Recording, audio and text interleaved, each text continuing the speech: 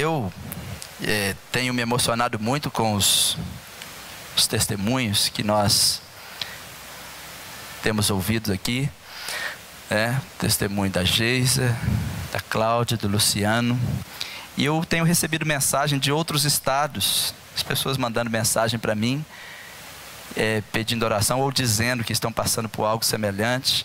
Uma mulher mandou uma mensagem de outro estado, ouviu o testemunho do Luciano, ela falou assim: minha irmã passou por isso e tal, assim, assim. E isso é magnífico, pessoas ouviram o testemunho da Cláudia, da Geisa, nos mandam mensagens, e outras que tiveram problemas, estão tendo problemas, na mesma área. E eu ouço dizendo, assim, eu quero ter essa fé que eles tiveram. E hoje nós vamos ouvir mais um testemunho, é o último da nossa série. E a pessoa que eu vou receber aqui hoje, ela foi fazer um exame e de repente ela foi parar na UTI, e o médico disse que se fizesse cirurgia possivelmente morreria, e se não fizesse, também morreria. E de um estado aparentemente normal, ela foi parar num estado de morte. Ela vai contar para nós como que foi isso, como que ela e seu esposo passou por isso. O esposo tirou licença para estar com ela, que ninguém esperava. Você já parou, vai fazer uns exames e de repente você vai parar na UTI e o médico diz que você possivelmente não vai sair de lá? Não é? E nós vamos ouvir isso hoje. Mas antes eu quero basear o nosso testemunho na palavra do Senhor. Em Romanos 4,17 tem um texto de fé imparável. Hoje nós estamos precisando de pessoas que tenham fé. Em Romanos 4,17, Paulo estava falando sobre Abraão. E ele disse assim: como está escrito, por pai de muitas nações te constituí. Deus fez isso com Abraão, perante aquele no qual creu, a saber, Deus, o qual vivifica os mortos, e chama as coisas que não são, como se já fossem. Digam comigo: Deus chama as coisas que não são, como se já fossem. O que a Bíblia está dizendo que não são, mas ele diz, Às vezes o seu diagnóstico diz, não tem saída. E Deus diz, tem. Eu fiz uns exames, já disse para vocês, recentemente, fiz outro essa semana. E eu não tinha contado para a Richelle, antes de sair o resultado, que o médico tinha falado comigo que era outra coisa. E ele falou assim: você já teve esse caso na família? Alguém na sua família já morreu disso? Você já sabe até o que ele estava falando, né? E eu falei: não, doutor, o meu avô morreu com isso, mas não é o meu caso. Eu falei: não, mas o que você está sentindo? Isso e isso? Eu falei: não, pode fazer o seu exame, não vai dar nada. Mas mesmo eu falando que não dá nada, quando você sai do consultório, esse médico está louco, e você começa a ficar meio louco também, ou não é? Mas eu fui para casa, eu passei dias orando, sentado, orando, jejuando, e quando eu fiz o exame, o médico falou: você só tem pangastrite. Eu falei: não tenho nada, isso aí eu resolvo com água de batata, refrigerante eu não bebo mesmo, porque crente não bebe refrigerante, nem cachaça, nem cerveja. Isso eu já devia saber. Vocês estão rindo de quê?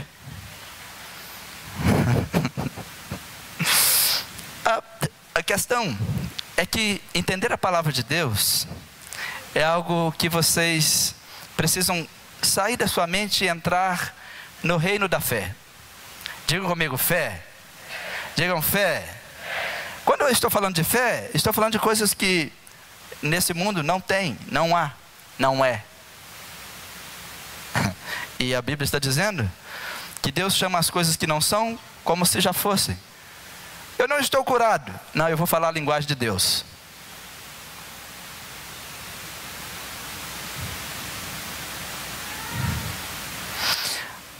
Eu tenho isso. Tem gente que abre a boca grande, né? Eu tenho artrose, artrite. Por que vocês tomam posse disso? Eu tomo posse dali. Ah, mas isso aqui é. Não, ele está falando o que não é como se já fosse. Eu não estou vendo. Porque em em Hebreus 11:1 a Bíblia diz: a fé é o firme fundamento das coisas, mas eu não estou vendo, mas eu espero. Se Deus falou, se Ele falou, eu não estou vendo, mas não espero. E a Bíblia está dizendo que Ele chama, em outras versões, Ele chama a existência o que não existe. Ele está dizendo que vivifica mortos. Ele não está falando que só cura. Talvez você todo não está morto, mas uma parte sua está morta. Os seus sonhos estão mortos. Talvez o diabo está colocando na sua mente que você nunca mais vai ser quem você era. A questão é, quem Deus disse que você seria? Diga: Deus chama as coisas que não são como se já fosse. Feche seus olhos, todos vocês. O que Deus falou com você agora? Porque às vezes o inimigo está jogando algumas coisas na sua mente. O que o inimigo disse que vai fazer com você? Faça uma oração agora dizendo: Deus, o diabo disse que eu não vou ser, mas se o Senhor disser que eu sou então. O diabo disse que eu não vou ter, mas eu quero ter. E se o Senhor me disser que eu vou ter, eu creio que vou ter.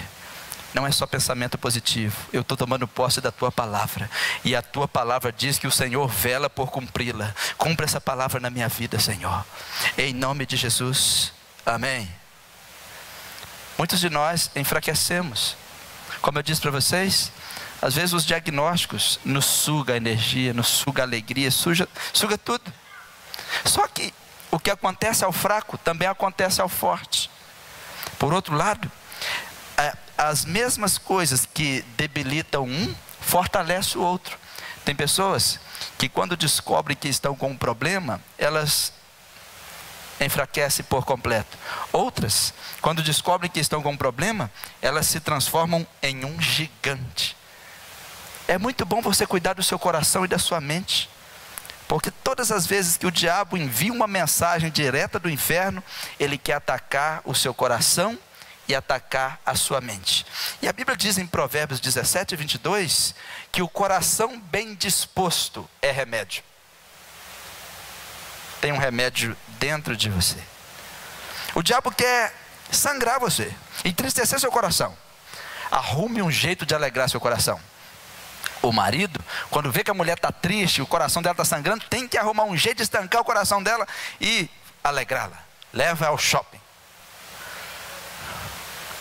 Dá um chocolate quente para ela.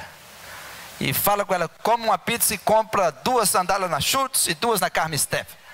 E ela vai chegar, tá, glória. Fala: Jeová, vou ficar triste mais vezes.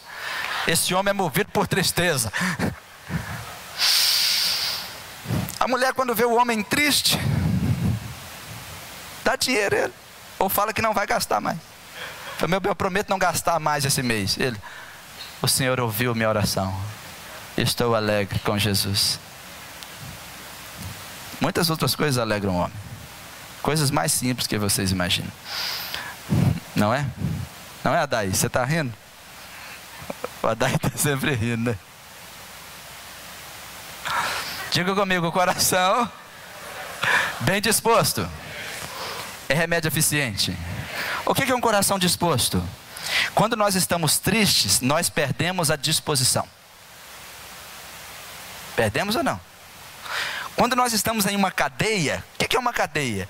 Um diagnóstico de enfermidade, finanças, quando você está quebrado, você está em dívida, tudo se transforma numa cadeia. Você simplesmente para de estar disposto. Vamos fazer isso? Não estou disposto. Não estou disposto. Procure uma forma de se dispor. Porque quando você dispõe com o seu coração, você começa a se levantar. Um coração disposto é remédio eficiente. Mas o espírito oprimido, em outras versões, torna os ossos enfermos, apodrece os ossos, é enfermidade. É por isso que ao invés de você ficar oprimido, ficar triste pelos cantos, Gere um testemunho. Comece a lutar. Comece a procurar pessoas para orarem por você. Eu preciso me dispor. O meu coração precisa se alegrar. Procure andar com pessoas que te alegram. Procure fazer algo que te alegre para você buscar esse remédio. Porque existe uma esperança mais forte do que a esperança do mundo. A esperança do mundo é ficar esperando. A nossa esperança está baseada no que Deus fala. Quando Deus falou para Abraão que ele seria pai, ele era um rapazinho? Ele era um jovem senhor ou um homem já velho? Um homem já velho. Deus disse, você vai ser pai de nações. Quando ele contou para a mulher dele, fez o que eu fiz. Você está de brincadeira, né, Abraão? Ela riu. Ela riu por maldade? Não. Irmãos, o que poderia dar ali naturalmente numa relação dos dois? Nada, só decepção. Mas Deus disse, você vai ser pai de nações. Se Deus disse a Abraão, ele tinha esperança. Olha o que a Bíblia diz no versículo 18 de Romanos 4. Leiam todos. Para. O que ele fez?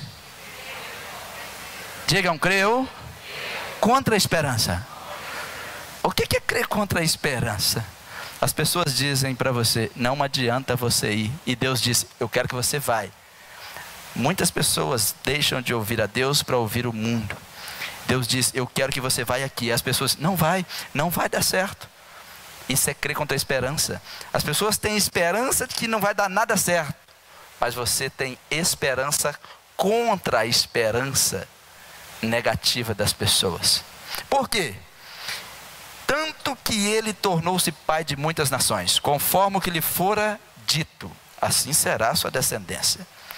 Algumas pessoas têm esperança, mas quando alguém diz algo para eles, eles perdem a esperança. Eu estou desafiando vocês a terem esperança contra a esperança. O que é contra a esperança? Talvez a sua família toda diz para você que não tem esperança, porque a esperança deles é que você acabe afundando mesmo, acabe deslizando mesmo. E você diz, eu tenho esperança contra essa esperança. Às vezes a esperança das pessoas que você mais desejava ajuda é uma esperança negativa.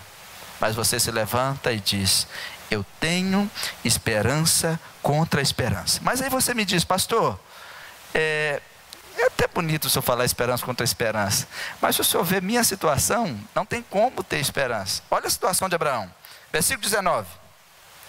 E não enfraquecendo na fé, não atentou para o seu próprio corpo já amortecido, pois já era de quase 100 anos, nem tampouco para o amortecimento do ventre de Sara. Uma mulher de quase 100 anos, um homem de quase 100 anos, como ser pai de nação? Só que a Bíblia diz que ele não enfraqueceu a fé, porque ele não olhou para o que ele tinha, ele estava olhando o que Deus estava falando e o que Deus tinha. Você que está aqui, a fé não é baseada no que você tem. É como você diz para mim, pastor, eu quero que o senhor venha orar comigo, porque eu quero comprar um carro novo. Eu falei, você quer orar por quê? Não, porque eu quero orar para me comprar um carro. Tá, o carro custa quanto? 15, quanto você tem? 20? Você não precisa orar, pega o dinheiro e compra.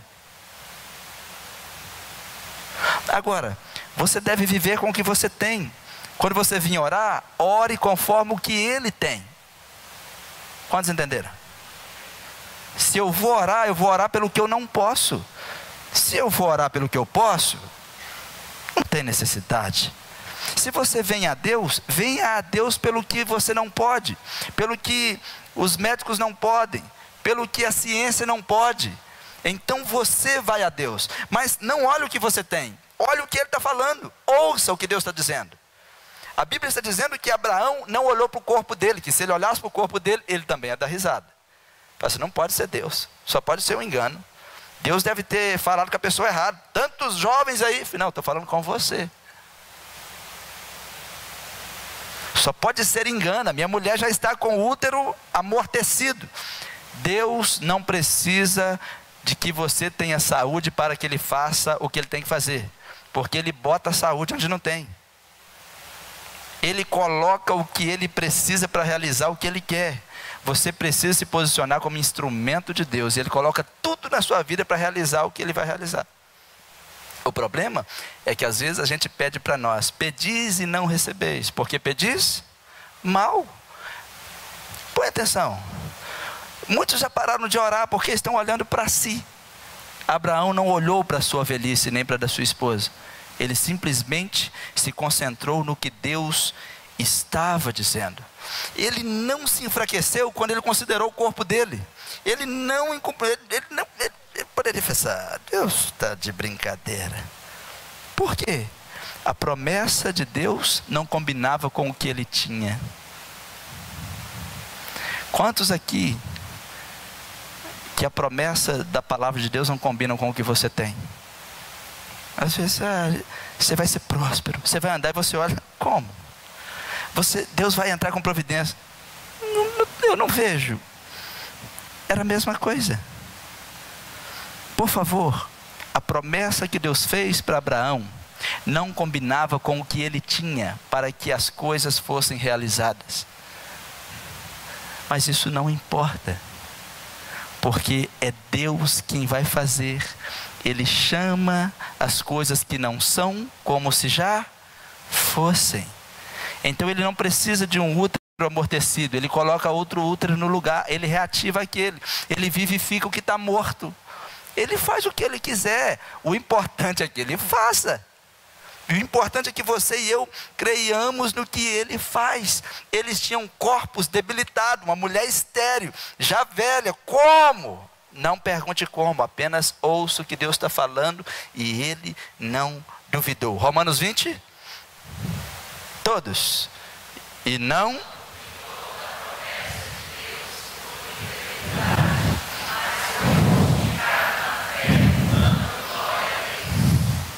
Ele não duvidou. Como ele não duvidou, Deus disse para ele: Abraão, sai da sua tenda. Quando ele saiu, olha para as estrelas. Assim será a sua descendência. Deus pintou um quadro para ele ver a descendência. Deus já pintou um quadro a seu respeito. Só que você precisa sair da tenda. Você precisa parar de olhar para a tenda, parar de ficar preso na tenda. Você precisa sair da tenda para ver o que Deus está pintando a seu respeito. Há uma pintura de Deus para você. Minha convidada de hoje vai contar como Deus trouxe esta bênção, esse milagre para a vida dela, né? Ela vai contar como que é ter esperança contra a esperança. Kênia, seja bem-vinda. Glória a Deus. Aleluia. Estão prontos? Então vamos lá.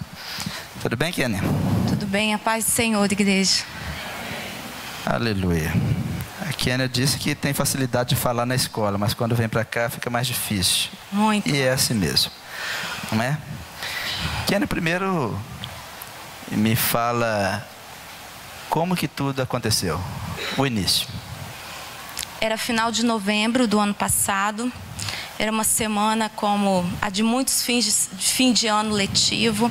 Era uma semana que eu tinha provas marcadas. Como professora, como pedagoga, tinha um monte de pai para atender, para falar dos alunos que possivelmente iam ficar de recuperação final, e a semana foi intensa. E na sexta-feira, de sexta para sábado, na madrugada, aparentemente seria uma madrugada como qualquer outra, em que meu marido se levantaria às 3 da manhã e fazia a oração que ele sempre faz às 3 horas. Mas naquela madrugada o Márcio não acordou. Ele foi acordado por uma sensação terrível de que ele precisaria repreender o espírito de morte na nossa casa. E assim ele fez. Repreendeu o espírito de morte. 5 minutos depois eu acordei com uma dor terrível na virilha. Você está dizendo que ele sentiu uma opressão maligna Sim. dentro da sua casa, de madrugada. Sim. Sim. E ele orou, você... e eu acordei um tempo depois. E passei a parte da madrugada acordada, de manhãzinha dormi e levantei, fui tomar banho. Tinha compra para fazer, aquela loucura, tantas coisas para fazer. Você não estava sentindo nada? Tanta prova para corrigir, não sentindo nada. Depois que eu saí do banho, a Sara olhou para os meus pés, para um dos meus pés e gritou assustada porque ele estava preto, pretinho, pretinho. E aí, do jeito que nós estávamos, nós nos encaminhamos para o hospital. Você não estava sentindo nada? Não, sentindo nada. Fomos para o hospital e só que no caminho eu resolvi ligar para um médico, amigo nosso, um amigo que Deus colocou na nossa vida, nos conectou, né? E ele sugeriu que eu fosse direto para Vitória, nem parasse no hospital e nem voltasse em casa para pegar outros exames, nem documentos, que eu fosse de lá do posto de gasolina onde a gente estava abastecendo mesmo. E aí nós seguimos, deixamos as nossas filhas em casa, sozinhas. Você achou que ia ir lá e voltar na mesma hora? Ia lá e voltar. Seria uma coisa simples. Ok. Suspeitei que fosse trombose, mas porque eu já tinha tido 2 no passado, mas como foi tudo resolvido com mais facilidade, isso poderia estar acontecendo novamente. Quando nós chegamos no hospital, em Vitória, eu logo fui encaminhada para a internação, fiz todos os procedimentos imediatos para evitar uma embolia pulmonar e aguardei então os outros procedimentos. Por que eles te internaram? Por conta do risco de embolia pulmonar. O que é embolia pulmonar? Primeiro vou explicar o que é a trombose, Sim. né? A trombose a circulação sanguínea acontece a todo momento no nosso corpo. Aonde ocorre a trombose, existe a formação de um coágulo de sangue e ele ele atrapalha a circulação sanguínea e ele vai acompanhando o fluxo do sangue. O grande risco disso acontecer é que esse trombo que é formado, que é esse coágulo, possa atingir alguns órgãos vitais como o pulmão, o cérebro ou o próprio coração. E então, para evitar, eles logo aplicam remédios que geram faz com que o sangue não coagule mais. Sim. Então, para evitar essa situação, eu tomei todos os medicamentos e lá permaneci.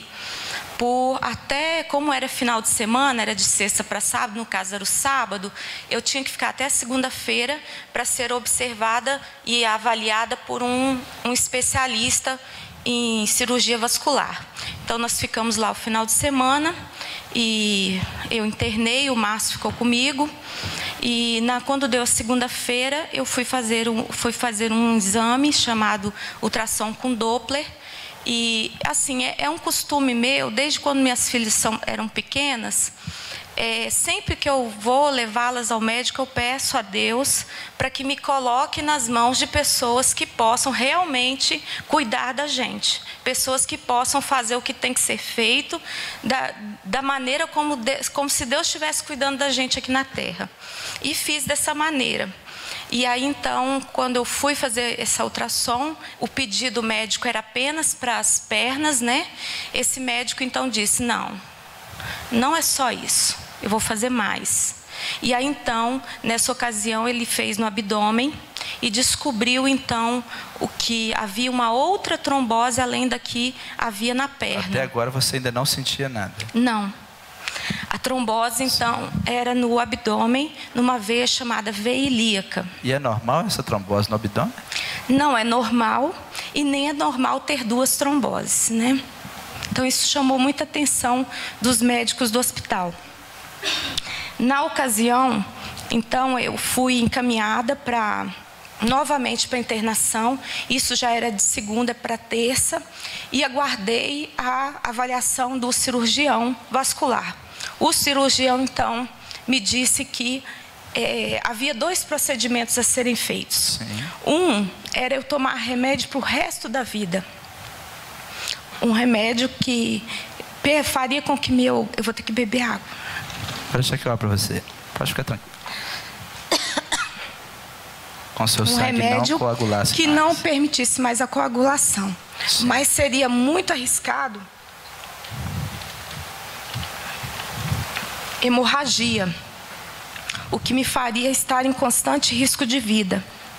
Sim. Qualquer acidente poderia me provocar uma hemorragia. Ou outra situação era fazer um procedimento cirúrgico, pouco feito até então aqui no Espírito Santo, que era um procedimento doloroso, mas que seria o mais apropriado para a ocasião. Deixa eu entender. Quando ele descobriu que você tinha uma trombose no abdômen, ele disse que você deveria ou tomar remédio o resto da vida, Sim. ou passar por uma cirurgia. Sim. Essa cirurgia era de risco? Todos os dois procedimentos seriam de risco. O procedimento da cirurgia era o seguinte: eu ficaria ligada a uma máquina, como se fosse de hemodiálise, por 48 horas. Sim. E seria introduzido na minha perna um fio, como se fosse um fio de carregador de celular, assim grossinho, até chegar à veia ilíaca aqui, a 3 centímetros do coração. Isso do pé até o coração. E o detalhe era que não podia tomar anestesia. E eu teria que permanecer acordada. Uau! Quando... Ui. Os homens sentiram dor? Pois é. E aí então eu e o Márcio na hora não respondemos para o médico. Ele mandou vocês decidirem qual procedimento você iria Sim. escolher. Você escolheu o melhor. Ou não existia um melhor, né? Na verdade, pastor, eu vou falar a verdade, assim, o Márcio está aí. Parecia que aquilo não estava acontecendo com a gente. Parecia que aquilo era com outra pessoa e que aquelas decisões que a gente tinha que tomar não tinham que ser tomadas. E ele te falou o risco? Falou o risco. Qual era o risco? Morte. Se fizesse? Era morte. E se não fizesse? Também. Então, deixa eu entender. Se você fizer a cirurgia, corria o risco era morte. existia. O Márcio tinha que assinar para você morrer. Sim. Se você não fizesse, você poderia morrer. Sim. Então, como foi? E aí, então, nós tomamos, assim, de terça para quarta, tínhamos que tomar a decisão. Eu lembro, assim, que nós ficamos... Foi o primeiro momento que nós ficamos aflitos naqueles dias ali. Tanto é que pouca gente sabia que eu estava internada. Mas o pessoal do meu trabalho sabia, porque eu tive que faltar ao serviço, né? Aquele momento foi um momento um pouco de aflição, porque tínhamos que tomar uma decisão difícil. E... aí eu pedi a Deus, eu sempre peço ao Senhor para me iluminar por meio de palavras, da palavra dele. E eu lembro que foi a primeira vez que eu me deparei com o Salmo 13, que eu gostaria de partilhar. Ele diz assim: Senhor, até quando? O Senhor se esquecerá de mim para sempre? Até quando o Senhor esconderá de mim o seu rosto? Até quando as dúvidas tomarão conta da minha alma? Até quando o meu coração ficará cheio de tristeza? Até quando serei cercado pelo meu inimigo? Ó Senhor meu Deus, dê-me um pouco de atenção, dê-me um pouco de luz, senão eu me perderei nesta escuridão e acabarei morrendo. Não deixe meus inimigos dizerem: vencemos, vencemos. Não deixe meus adversários celebrarem a minha queda. Eu, porém, confio inteiramente no seu amor cuidadoso. Cantarei com grande alegria sua salvação. Sim, cantarei ao Senhor, porque Ele mostrou sua grande bondade para comigo. Amém. Qual procedimento você escolheu? O procedimento... e pedimos uma confirmação, é claro, do Senhor, né? Aí, em meia oração, assim, apareceu inexplicavelmente um outro cirurgião vascular, que não sabia que aquele tinha ido lá me atender.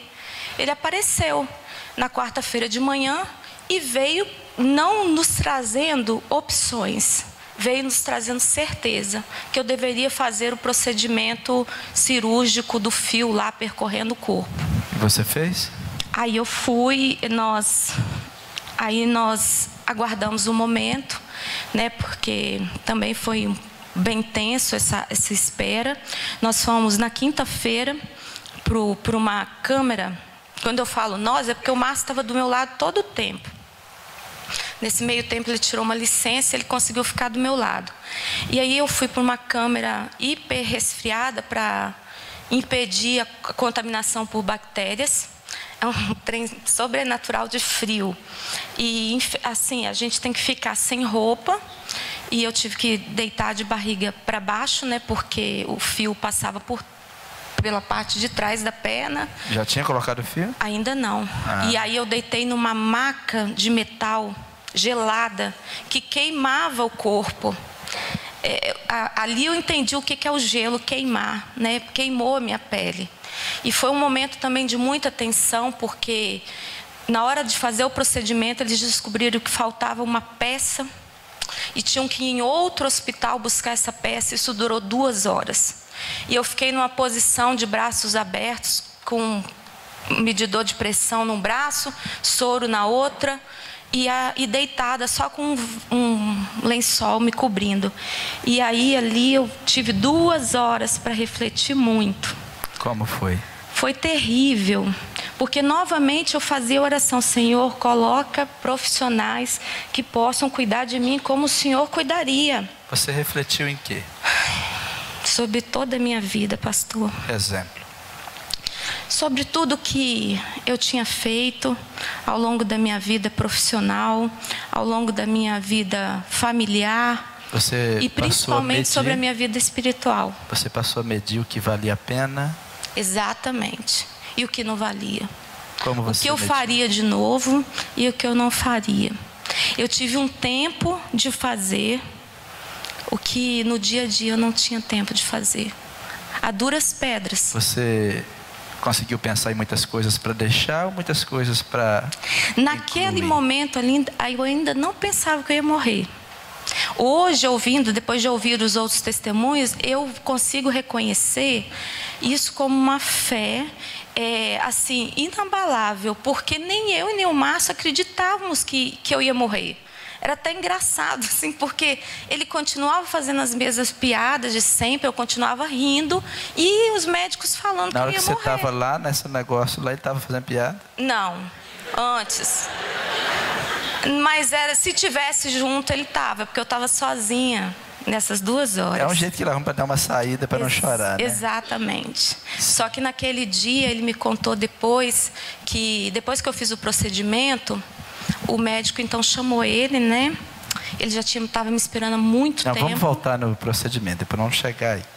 Tá. Senão nós vamos cortar as cenas do filme. Tá, o procedimento foi feito. Como foi? Ai, foi Alguém terrível. quer saber? O procedimento foi terrível. Eles cortaram aqui atrás do meu joelho, fizeram uma pequena abertura e introduziram esse fio. E você estava anestesiado? Não podia anestesiar. Você estava acordada? A anestesia influencia no fluxo sanguíneo e não podia, eu estava acordada. Eu senti o fio percorrendo tudo, passando pela minha virilha, chegando até minha barriga, até aqui assim. Depois no pé também, até chegar lá no pé. E foi demorado demais. Foi muito terrível. Eu chorei, eu gritei tanto que eu assustei o médico. Não, do lado de fora o Márcio estava. Eu assustei o médico com os meus gritos. Até hoje acho que ele tem vergonha. Eu acho que mais alguém gritaria. Não alguém que vai no médico todo dia, daí. Porque daí tá lá assim, ou não, né? Irmãos, às vezes nós, como os outros testemunhos, nós estamos em volta dos nossos irmãos e nós não estamos sabendo o que eles estão passando. Às vezes nós julgamos uns aos outros, mas ninguém conhece ninguém, né? É por isso que nós precisamos orar mais uns pelos outros, estar mais próximos uns dos outros, né? Porque ouvindo os testemunhos, muitas pessoas falaram comigo que todos que passaram aqui, pastor, eu nunca imaginava que fulano passou por isso. Então agora vocês sabem. E hoje nós estamos ouvindo mais um, né? E a dor era insuportável. Foi a maior dor que eu já senti. Olha que eu já tive dor de parto. né? Mais intenso que a dor do parto. Sim, e não tem como você se mexer, a perna presa, o corpo todo preso, tem que aguentar firme mesmo. E qualquer movimento, o fio está dentro da veia, então tinha muito risco, né? E aí quando eu saí, enquanto eu me restabelecia para poder sair, o médico chamou o Márcio, que foi o momento que a ficha caiu para ele. O médico disse o seguinte, que era para nós aguardarmos as 48 horas. Por que aguardar 48 horas? Porque eu ficaria ligada àquela máquina de hemodiálise por 48 horas. E aí então, essa máquina sugaria o meu sangue, e a esperança é que essa máquina sugasse os trombos e retirasse do meu corpo, para que eles não chegassem ao coração, ao pulmão e ao cérebro. E aí então, e por conta disso, ele então me levaria para a UTI. E ele sugeriu, né, que o Márcio então despedisse de mim, porque eu ficaria na UTI. Aí nessa hora, eu nem despedi do Márcio, nós nos desencontramos no hospital. E o Márcio me conta, né, que ele foi para o carro, estava chovendo muito em Vitória, se trancou dentro do carro e lá ele gritou muito, muito, muito, igual um doido, chorando muito, pedindo a Deus muito para que ele me levasse de volta para casa. Você tinha 48 anos.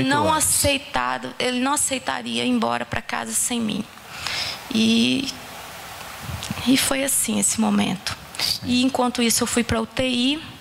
Aquela tarde na UTI eu passei sozinha. E eu vou falar para o senhor e para vocês, né? A UTI é algo assustador. É um lugar onde há a personificação da morte. Parece assim que ela nos ronda todo o tempo. E eu estava consciente todo o tempo. Tudo que eu queria naquele momento é estar inconsciente. Mas naquela UTI só eu consciente. Os outros pacientes tudo inconsciente. E eu lá consciente. E ali na UTI, aquela força que eu tinha, né, aquele vigor, aquele ânimo para rir, aquilo tudo foi embora. Eu enfraqueci literalmente. Você enfraqueceu por quê? Já tinha passado o procedimento. Porque eu acho que é quando a nossa fé ela sofre os ataques. Porque eu senti nitidamente que a minha mente estava tomada, porque a nossa mente é um campo de batalha, né? E aí Satanás foi jogando para a minha mente uma porção de pensamentos que me abalaram muito. Que tipo de pensamento? O foco maior do meu pensamento era o que eu tinha feito as últimas vezes. Conte-nos. A última vez, por exemplo, que eu tinha feito a comida que o Márcio mais gostava. A última vez que eu tinha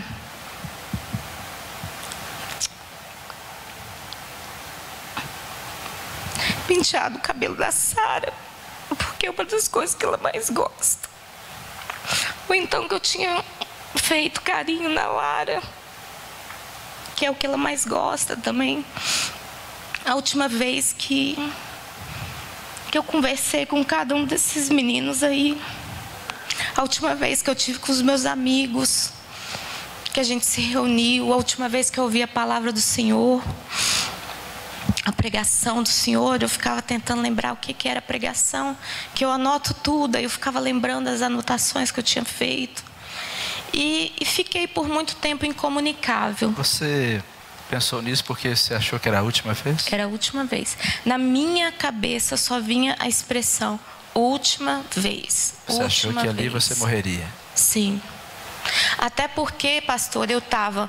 UTI é um lugar assim, onde parece que a gente não é mais gente, a gente é só corpo.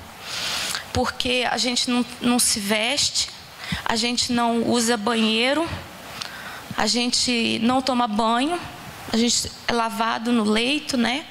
E eu tinha um soro em cada braço E eu tinha que ficar na mesma posição. Eu fiquei todo esse tempo na mesma posição, deitada de barriga para cima, com as pernas para cima. E tinha muita luz refletindo assim, porque lá não apaga a luz, nem para dormir, nem para nada.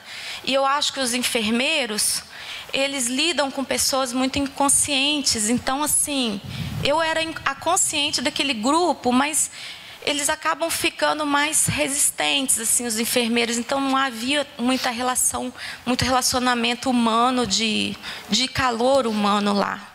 E aí, então, naquela tarde, eu fiz uma oração que também foi atendida pelo Senhor. Eu falei: Senhor, eu pedi que o Senhor botasse os seus anjos acampados ao meu redor. Arruma um jeito, Senhor, do Márcio ficar comigo. Eu preciso do Márcio aqui dentro. Só que era uma UTI. Era impossível o Márcio ficar lá. E nisso, uma atendente da portaria foi de sala em sala, assim, e chegou na minha porta, porque são pequenas... são salinhas, assim, em cada quarto, né? Cada lugarzinho onde a gente fica na UTI.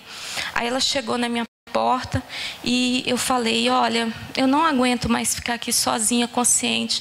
A senhora podia ver um jeito de me dopar e eu dormir, eu só acordar quando essa máquina parar de funcionar daqui a 48 horas? Só tem como a senhora ver isso para mim? Ela falou: não, você não pode dormir, porque isso vai influenciar no seu fluxo sanguíneo, você tem que permanecer acordada.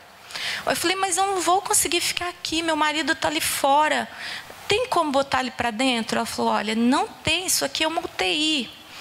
Aí eu falei: mas por favor. Aí ela falou assim, eu falei assim: por favor, em nome de Jesus, bota ele para dentro. Aí ela falou assim: eu não posso, mas eu vou ver com o assistente social. E aí deu o horário de visita, né? Às 19 horas, o Márcio entrou e não saiu mais. Era como se o Márcio não pode ficar. Era como se o Márcio fosse invisível naquela UTI. Nenhum enfermeiro, nenhum médico mandou ele sair. Ele ficava lá sentado numa cadeira de papai, com as pernas assim para cima, ora lendo a Bíblia, ora lendo o livro dele, ora fazendo uma gracinha, e lá ele ficou. Kenny, quando o seu marido estava perto de você na UTI, como você se sentiu? Eu só entendi isso também depois, pastor, porque na hora assim é tudo muito intenso. Eu pedi que o Senhor acampasse seus anjos ao meu redor. E eu tinha, pastor, uma sensação assim, que em cada canto daquele quarto, daquele lugar onde eu estava, não é um quarto, né? É tipo uma cabine assim. É como se houvesse um homem muito grande ali. Eu fechava os olhos às vezes assim, é como se tivesse, não sei se quando a gente tem a sensação que tem alguém perto. Tinha alguém perto, mas era um K, um K, um K. No outro canto assim era o Márcio, sentado naquela cadeira de papai. Então assim, é como se o Márcio fosse um anjo ali para me sustentar, personificado também, porque eu precisava daquele apoio ali, que eu não aguentava ficar ali ligada numa máquina, na mesma posição, olhando para o teto. Mas você vendo ele ali, você se fortaleceu. Fortalecida. Eu me sentia muito importante, porque tem muitos homens que talvez estão aqui ou estão em casa, que às vezes a esposa está lá doente, está no hospital, ele nem visitar vai. Eu fiz uma visita aqui em Santa Maria, que a mulher estava doente há 15 dias, dentro de casa, e o marido não foi visitar ela dentro do quarto. É por que não? Estou ocupado. É porque ele não sabe que a presença de uma pessoa amada fortalece a gente, né? Faz da pessoa estar ali, de estar com a gente. E depois? Mas mesmo o Márcio estando na UTI, aqueles pensamentos não me permitiam assim ficar bem. Aí teve inclusive assim, a sensação de morte era muito grande, né? E teve um momento assim, ele nem sabe disso, né? Nunca falei para ele, mas eu fui parar para pensar que realmente como é que ficaria a minha família depois da minha morte, porque a gente começa a pensar, né, como é que vai ficar a Lara, como é que vai ficar a Sara, como é que vai ficar o Márcio, porque assim, eu vivi isso na minha juventude, né? A idade que a Lara tinha, né, de 18 anos, era a idade que eu tinha quando minha mãe morreu. E você achou que era a idade que a Sara tinha era a idade que a minha irmã tinha quando minha mãe morreu. E eu sei o quanto foi duro seguir em frente sem ela. Eu sei o quanto foi difícil para o meu pai, quanto foi difícil para a nossa família seguir sem uma mãe. Eu pensava assim, nas mínimas coisas, pensava assim, meu Deus, eu não ensinei a Lara ainda a fazer feijão. Eu tinha que ter ensinado, coisas assim, né? Mas teve uma fala do Márcio, né, que eu nem comentei com ele, que me fez acreditar que realmente a coisa não estava boa. Foi quando ele, em meio às brincadeiras dele, ele olhou para mim e falou assim... Ele toda hora, duas coisas. Toda hora ele me dava um beijinho na testa e falava assim, eu te amo, hein? Eu te amo. Então, assim, aquela insistência de me falar que me amava me preocupou. E também quando ele chegou para mim e olhando assim para mim, ele falou assim, olha, se você vê um túnel, e se nesse túnel o Marcos estiver lá, e ele fizer assim, você não vai, não. Tinha que ser o Márcio. Você não vai. Só que mesmo brincando, o olho dele era de quem estava desesperado. E aí então, eu entendi que o trem estava bravo mesmo.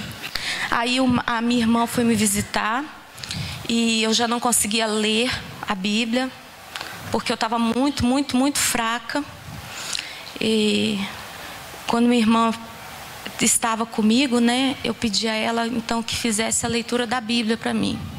Aí novamente, Salmo 13, sem eu pedir nem nada, ela abriu, leu o Salmo 13. A leitura do Salmo 13 é que me fortaleceu. Amém. Quanto tempo você ficou no hospital? 12 dias. 3 dias na UTI. E 9 dias na enfermaria. Sim. Ok. Como que isso tudo terminou? Isso terminou depois que eu fiquei um pouquinho melhor. Não, eu esqueci. Deu errado o procedimento da máquina. A hemodiálise não deu certo. Teve que fazer o quê?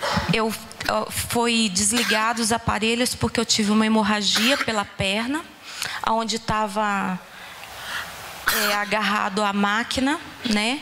E sangrou tudo na cama, e porque eu vomitei sangue. Então os médicos viram que aquele procedimento estava me provocando hemorragia. Então rapidamente o médico intensivista tirou a máquina, me tirou dos aparelhos, aquele aparelho que fica pitando, né? Mexeu com a minha Quando você pressão. Vomitou sangue, o que você pensou? Era a hora. Que aquela era a hora. E aí foi meio assim de entrega. Eu estava num estado assim que eu estava meio que entregando a minha vida mesmo. Por isso que eu falo que o Salmo 13 me sacudiu. Sim. Porque foi um momento que novamente Deus falou comigo pelo mesmo Salmo. Eu falei, não pode. Lá diz que eu não vou dizer para o inimigo, nós vencemos, nós vencemos. Eu não vou deixar o inimigo dizer isso, nós vencemos, porque o meu Deus vai me tirar daqui. Amém. E aí, realmente, eu fui tirada da UTI para evitar contaminação, porque aquelas vias estavam abertas. Eu ia, então, para um quarto com o Márcio sempre lá. Nesses 3 dias, o Márcio lá, invisível, na UTI. Aí nós fomos para um quarto, e eu pedi a Deus, quando estava saindo do quarto, Senhor, eu já não aguento mais esse hospital. Me coloca do lado de um servo do Senhor, meu Deus, porque eu não aguento mais esse hospital. Para quê? Quando eu cheguei no quarto, tinha um casal lá dentro, a esposa medicada, hospitalizada, internada, e um senhor de costa, escorado assim, na cadeira do papai também, assoviando o louvor que cantou agora, grandioso és tu, quão grande és tu. Aí eu falei, ai, não acredito. E aí foram 3 dias assim, muito agradáveis no hospital, porque foram 3 dias observando o Márcio, conversando sobre a Bíblia com esse senhor. Tinha louvor toda hora no quarto. Foi uma sustentação também. Aí já tinha terminado todos os procedimentos? Aí nós eles começaram a me observar para ver qual seria a minha reação ao medicamento. Porque agora eu faço uso desse medicamento, né? Sim. Como o procedimento não deu certo, eu faço uso desse medicamento e vou fazer durante um ano e pouco. E correndo o risco de usar para o resto da vida. Mas eu sou avaliada de tanto e tanto tempo para ver como é que está o efeito. Sim. Então, depois disso tudo, o que mudou na sua vida? Nossa, mudou muito, muita coisa na minha vida. Primeiro Quero que você fale para mim, para quem está em casa, que está aqui. Bom. O que mudou? O mais importante é observar assim, como observar as mínimas coisas. No meu retorno para casa, na estrada mesmo, eu vi coisas na estrada de Vitória para Santa Maria que eu nunca tinha visto. Coisas da natureza, que eu nunca prestava atenção. Obrigado, passarinho. Oi, borboleta. Mais ou menos assim. O sentimento de gratidão era muito grande. Porque lá no hospital, naquele momento que eu fiquei aquelas 2 horas aguardando a peça chegar, eu comecei a observar assim, que tinha tantas coisas ao meu redor que eu não prestava atenção, que eu precisava parar para ver, parar a minha vida para ver. Sim. E o desespero era tão grande que isso não me permitia enxergar em tempo normal, porque o desespero de trabalhar, o desespero de fazer isso, fazer aquilo, não me permitia enxergar. Então, sua vida era muito corrida. Muito corrida, muito intensa. Muito intensa mesmo. E como está hoje? Pois é, muita mudança de hábito físico, assim, questões emocionais e espirituais. Há em mim hoje uma valorização pela vida muito maior. Eu não levanto da cama e nem vou dormir nela sem dizer para Deus o quanto eu sou grata pela oportunidade de ter permanecido nesse mundo. Eu não faço isso. Coisa que muitas vezes eu orava, sempre orei, mas eu não dava tanta importância. Então hoje eu não faço isso. Outro aspecto é que quem me conhece sabe, né, do tamanho da minha ansiedade. Então isso eu estou controlando mais emocionalmente e passando a dar valor às pequenas coisas. As coisas grandes deixaram de ter muita importância na minha vida. Quais pequenas coisas? Pequenas coisas. Por exemplo, hoje eu trabalho menos, né? Eu deixei de ser professora, que era uma das coisas que eu mais amava. Eu gosto mais de ser professora do que pedagoga, mas deixei de ser professora e isso me faz ter um tempo maior para cuidar das coisas da minha casa, de fazer a comida que o Márcio gosta, de fazer um penteado na Sara para ela ir para a escola, ou qualquer coisa assim, né? Nesse momento a gente vê que o que vale mesmo são as coisas simples, né? Simples, coisas simples. Como chegar do serviço de tarde, sentar no quintal e deixar os cachorros brincarem. Coisas assim, são valiosas. Me lembro que quando você chegou, você falou comigo, achei que eu nunca mais ouvi a sua pregação. Eu achei, pastor. Achei que aquela era a última pregação e eu me lembro das linhas escritas no meu caderninho. Tem uma coisa que eu não pensei, que quem ia fazer meu enterro, porque meus 2 pastores não estavam aqui, estavam lá em Israel. Hoje eu penso, se eu tivesse morrido, quem ia ter feito? Não ia ter dado certo. A gente ia mandar embalsamar e esperar, né? Pois é. Ainda bem, né? Qual que é a sua mensagem? Porque você já falou da importância do Márcio, esteve o tempo todo com você, mas qual é a mensagem que você dá para quem está nos assistindo agora e está aqui no culto com a gente? A mensagem de mudança de vida, qual é a mensagem sua? Pois é, dentre as minhas mudanças, existem as mudanças espirituais, né? O tempo que eu estava mais atordoada lá na UTI, tinha uma música que não saía da minha cabeça. Eu não cantava ela, porque eu não tinha nem força de conversar, quanto mais de cantar. Mas ela não saía da minha cabeça, que era Deus fiel, né?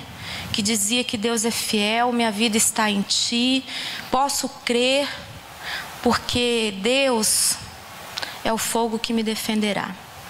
Então, diante dessa mensagem da música, eu entendi algo que, enquanto eu podia ver nos primeiros dias, né, enquanto eu podia ver os WhatsApps, a pastora Jandira tinha encaminhado para mim uma frase assim: Deus está no controle. Eu consegui perceber o quanto Deus estava no controle mesmo da minha vida. Quando eu me vi numa situação de total perda de autonomia, total perda de autodefesa, quando eu me vi nua, sem poder ir ao banheiro, tendo que tomar banho pelas mãos dos outros, quando eu vi toda essa situação, eu vi que nós não somos nada mesmo, se nós não temos Deus no controle das nossas vidas, se nós não temos Deus guiando o leme das nossas vidas. E uma coisa que é muito forte para mim, desde aquele momento, é a busca por um propósito maior de vida. Porque enquanto eu estava lá, eu pensava assim: Deus não permitiu que o Marcos vive. Não disse isso. O Marcos passou por tudo e no final morreu. Eu vou ficar aqui porque tem que ter um sentido, tem que ter um significado. E aquilo foi crescendo dentro de mim, né? Então, assim, entender os propósitos de Deus é algo importantíssimo na nossa vida. Senão a nossa vida vai passando e a gente passa com a vida. A nossa vida passa e a gente não segue os planos de Deus para a nossa vida. Não vive o que tem que viver e não faz o que tem que fazer. Exatamente. Sim. Glória a Deus. Qual foi o papel do Evangelho na sua vida, nesse momento? De sustentação total. Eu não teria, eu fico avaliando assim, se eu não conhecesse a palavra e não entendesse o que Deus queria dizer para mim naquele Salmo 13, se eu não tivesse capacidade de entender o que aquela música Deus Fiel, que tocava no meu ouvido todo o tempo, tinha a me dizer, eu teria enfraquecido e ali eu teria morrido. Mas a palavra, ela ecoava assim dentro de mim. Aquele momento lá que eu sentia que pareciam que tinham 4 anjos ao redor de mim, que eu fechava os olhos e sentia aquela presença ao meu redor, era a minha sustentação, a minha força, o meu refúgio. A Bíblia diz em Hebreus que Deus dá ordem aos seus anjos ao nosso respeito. Não é que você pensava. Deus dá ordem aos anjos deles mesmo. E nesses momentos, nesses testemunhos que nós ouvimos, e esse último de hoje, eu queria que vocês pensassem no que realmente importa. O que realmente importa? Quantos filhos maltratam tanto seus pais, como se não se importassem com eles, de uma forma tão estranha? Quantos pais que não estão valorizando os seus filhos? Quantos que estão aqui que não valorizam a família, porque está muito ocupado? Se você não parar, a vida vai te parar. É melhor desacelerar. Sabe? É melhor a gente pensar em acordar de manhã e tomar aquele café e comer aquele pão de sal com manteiga com a família, sem correr. Quantos que estão aqui que nunca sentaram à mesa com a família? Na nossa casa, desde quando nós nos casamos, era só eu e minha esposa. Ela nunca almoçou sem mim, a não ser que eu estivesse viajando ou ela. Ela sempre, onde eu estivesse, na cidade ou onde eu estivesse, no horário do almoço, até hoje, eu sou sempre chegando em casa. Se eu atrasar um pouquinho, ela está ligando: meu bem, estamos te esperando. Hoje, nossos filhos e ela esperam do mesmo jeito, porque nós valorizamos sentar junto à mesa. Nós nunca deixamos nossos filhos dormir sozinhos, nós ficamos com eles no quarto até que os dois durmam, todos os dias, desde quando eles nasceram. Ela deita com um, ou senta com um, e eu sento com o outro, contamos histórias, rimos com eles, mas todos os dias. Não é melhor você parar hoje e pensar nas coisas que realmente importam? A Kênia, ela nunca imaginou que ia passar pelo que passou. Era um dia comum. O Luciano nunca imaginou que ia passar pelo que passou. Era um dia de trabalho comum. A Geisa nunca imaginou que ia ter uma gravidez daquela. Era só mais uma gravidez, né? A Cláudia era um exame de rotina. De repente, como assim? Comigo? Nenhum de nós aqui estamos isentos. Certo é que nós temos que nos apegar ao Senhor, nos apegar às pessoas, à nossa família. E eu vejo que o louvor, a palavra sustentaram eles, a oração, o que é muito importante. Kenny, muito obrigado. Deus te abençoe.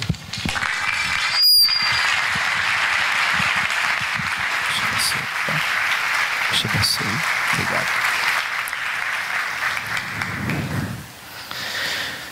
Eu queria que você ficasse de pé e se juntasse com a sua família.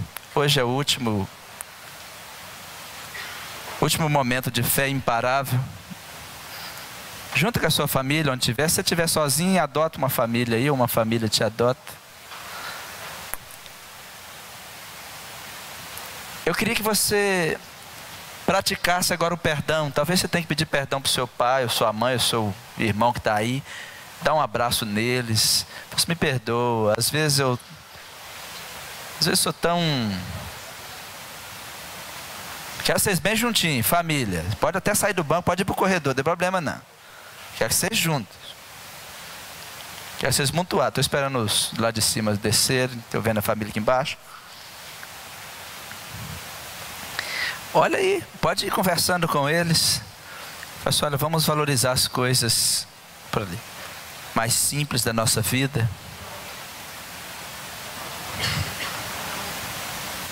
Hora de pedir perdão, de fazer aquele acerto.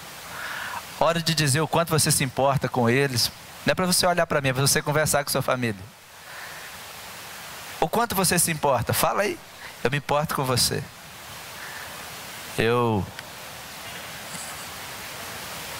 quero que você saiba disso. Eu vou cuidar mais de você. Eu vou desacelerar com a vida e vou ficar mais com o que interessa. Porque a qualquer momento pode bater uma pedra no nosso vidro e a gente nunca imagina o que vai acontecer. Valorize as coisas que Deus já te deu. Deus te deu tantas coisas. Deus te deu família. Se você está me ouvindo, porque Deus te deu audição. Se você está me vendo, porque Deus te deu visão. Valorize o que Deus já te deu. Salmo 103, eu falo e vocês repetem. Bendiz, ó minha alma, ao Senhor, e tudo que há em mim, bendiga o teu santo nome. Bendiz, ó minha alma, ao Senhor, e não esqueça de nenhum de seus benefícios. Ouvir é um benefício? Falar é um benefício? Respirar é um benefício? Estar abraçado com sua família é um benefício? Não se esqueça dos benefícios, porque muitos só vão lembrar quando perderem. Mas é melhor não se esquecer dos benefícios que Deus te deu. Deixa eu orar com vocês. Aleluia. Meu Deus, louvado seja o teu nome. Eu te louvo por todos os testemunhos que nós ouvimos aqui, que impactaram a nossa vida. Te louvo porque o Senhor usou a vida dos teus filhos para falar conosco, para impactar os nossos irmãos que estão aqui, os que estão em casa. E eu peço ao Senhor que nos sustente, ó Deus. Nos dê saúde, Pai. Nos dê vigor, nos dê alegria e nos ensina a andar de acordo com a Tua palavra, confiando no Senhor dia a dia. Obrigado pelo livramento que o Senhor deu para os nossos irmãos, para que a vida deles gerasse um testemunho. Agora eu oro sobre a minha família e sobre as famílias que estão aqui. Que o Salmo 112 se cumpra em nossa família. Que a palavra do Senhor diz no Salmo 112, que feliz é aquele que teme ao Senhor. A sua descendência será poderosa na terra. Eu creio, ó Deus, que nós seremos felizes. E creio que os meus filhos, que as nossas descendências serão poderosas na terra. Os nossos filhos irão mais longe do que já fomos. Para a glória do Senhor, eu abençoo os teus filhos, em nome de Jesus. E assim que o amor de Deus, a graça redentora de Jesus Cristo, a doce comunhão e consolação do doce Espírito, repouse sobre todos vós, não só agora, mas todo sempre. Todos digam amém? Deus